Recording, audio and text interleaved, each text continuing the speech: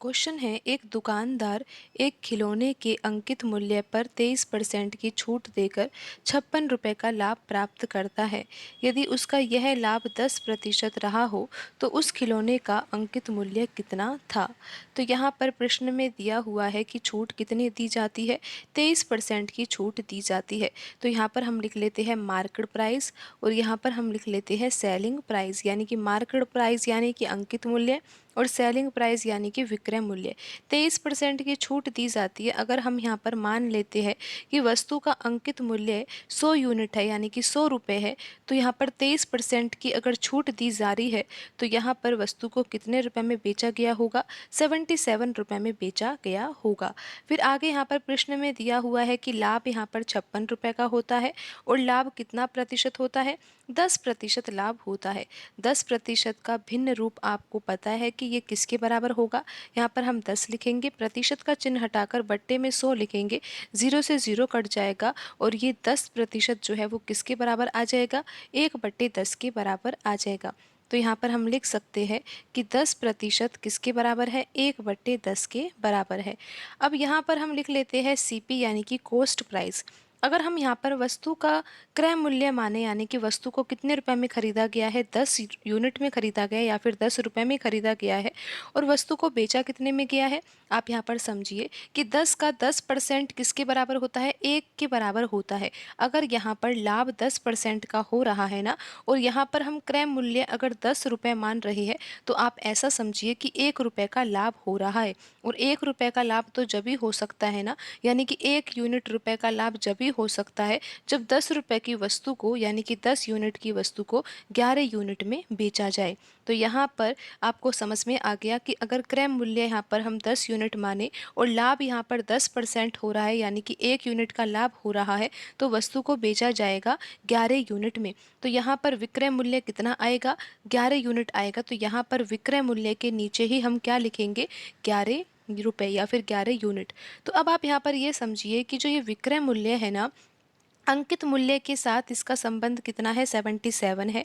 और जब हमने क्रय मूल्य के साथ देखा तो ये 11 है, लेकिन ये बराबर होना चाहिए। और बराबर कब होगा, जब हम यहाँ पर 7 का गुणा कर देंगे और यहाँ पर भी 7 का गुणा करेंगे, क्योंकि हम यहाँ पर अनुपात निकाल रहे हैं तीनों के बीच में, अंकित मूल्य, विक्रय मूल्य और क्रय मूल्य के बीच में। तो अब आप यहाँ पर देखिए कि जो अंकित मूल्य और विक्रय मूल्य के बीच में अनुपात है वो कितना है, 100:77 है।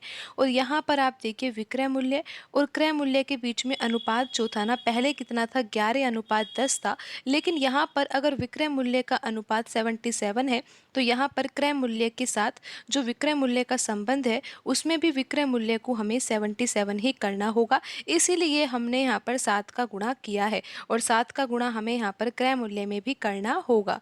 तो अब आप यहाँ पर देखिए कि जो अंकित मूल्य है वो तो कितना आ जाएगा, 100 आ जाएगा। और यहाँ पर विक्रय मूल्य कितना आ जाएगा, 77 आ जाएगा। और क्रय मूल्य कितना आ जाएगा, 70 आ जाएगा। तो इन तीनों में जो अनुपात का संबंध आएगा वो क्या है, 100:77:70। तो यहाँ पर हम लिख लेते हैं, यहाँ पर सबसे पहले तो क्या है, मार्केट प्राइस और वो कितना है, 100। और आपको पता है सेलिंग प्राइस कितना है, 77 है, क्योंकि 23% की छूट दी जा रही है। लेकिन ये ध्यान दीजिए कि यहाँ पर क्रय मूल्य क्या है, 70 यूनिट है, क्योंकि तभी तो यहाँ पर 10% का लाभ होगा। अब आप यहाँ पर देखिए कि प्रश्न में एक डाटा दिया हुआ है। क्या डाटा है कि 56 रुपये का लाभ होता है। आपको पता है ना कि लाभ क्या होता है, लाभ वास्तव में क्रय मूल्य और विक्रय मूल्य के बीच में जो अंतर होता है ना, उसी से तो हमें ये पता लगता है कि लाभ हो रहा है या हानि हो रही है। अगर विक्रय मूल्य ज़्यादा होता है तो लाभ होता है और विक्रय मूल्य क्रय मूल्य से कम होता है तो हानि होती है। तो यहाँ पर आप देखिए 77 यूनिट तो यहाँ पर विक्रय मूल्य है और यहाँ पर 70 क्या है, क्रय मूल्य। तो यहाँ पर आप देखिए अंतर कितने का है, क्योंकि यही अंतर जो है हमें ये बताता है कि यहाँ पर लाभ हो रहा है या हानि हो रही है और कितना लाभ हो रहा है और कितनी हानि हो रही है। तो यहाँ पर विक्रय मूल्य ज़्यादा है तो यहाँ पर लाभ हो रहा है और कितने यूनिट का लाभ हो रहा है, 7 यूनिट का लाभ हो रहा है। लेकिन प्रश्न में ये किसके बराबर दे रखा है, 56 रुपये के बराबर दे रखा है। तो यहाँ से हम वैल्यू निकाल सकते हैं 1 यूनिट की, और 1 यूनिट किसके बराबर आ जाएगा? 8 रुपए के बराबर आ जाएगा। अब हमें प्रश्न में ज्ञात क्या करना है? ज्ञात करना है कि खिलौने का अंकित मूल्य कितना था। तो आपको पता है कि यहाँ पर अंकित मूल्य की वैल्यू कितनी है? अनुपात में 100 यूनिट है।